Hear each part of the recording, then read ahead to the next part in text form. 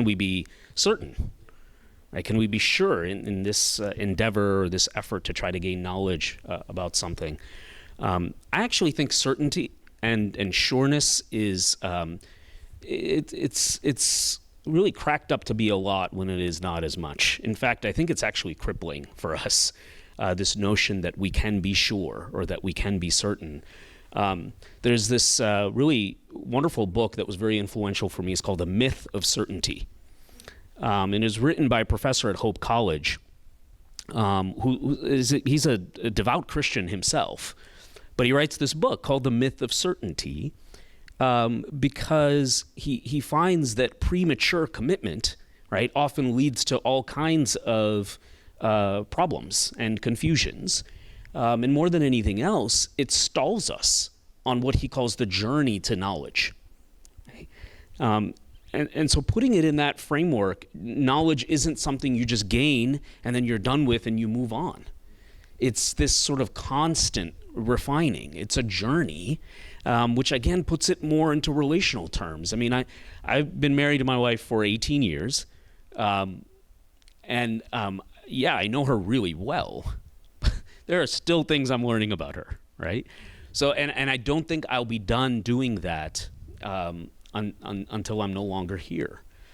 And so knowledge is a journey, even my scientific work. Just when we think, I've been staring at parts of the genome for a long time, trying to understand exactly what they do and assign functions to different parts of the genome. But just when I think I've figured it out, right, there will be some new perspective on it. I'll realize, oh, wow, there's context specificity. In a different setting, in a different time, in a different way, this part of the genome actually does something else that I hadn't anticipated, right? And it'll surprise me, but it'll add to the body of knowledge that I'm gaining. So whether it's scientific, whether it's propositional, or whether it's experiential, it's a journey, right? And to me, when we talk about there being different forms of knowledge, that doesn't mean they're not connected.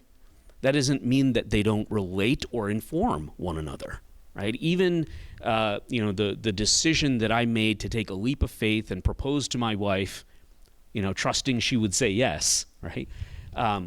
There was quite a bit of propositional knowledge that led to my confidence to do that, right? Years of being together, lines of evidence that suggested she felt the same way. But it was a risk, a little bit, nonetheless, right? Maybe some of you know what I mean.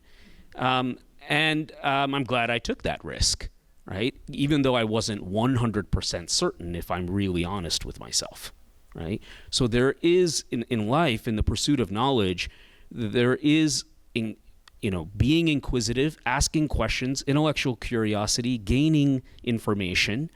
But at the same time, at some point, there's also a call to take a risk to commit. That risk to commit is not so that you can say you're 100% sure, but because that's really where life happens, right? It's in this beautiful kind of interplay between inquisitiveness, asking questions, skepticism, doubt, and also an openness to commit. When do you make that kind of commitment?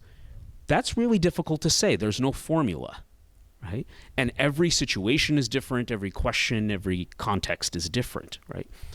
But what Daniel Taylor talks a lot about is that you do have to have some kind of commitment, a willingness to do that, even though you are at the same time skeptical and understanding that certainty is maybe not everything it's cracked up to be, and not even perhaps possible in most instances.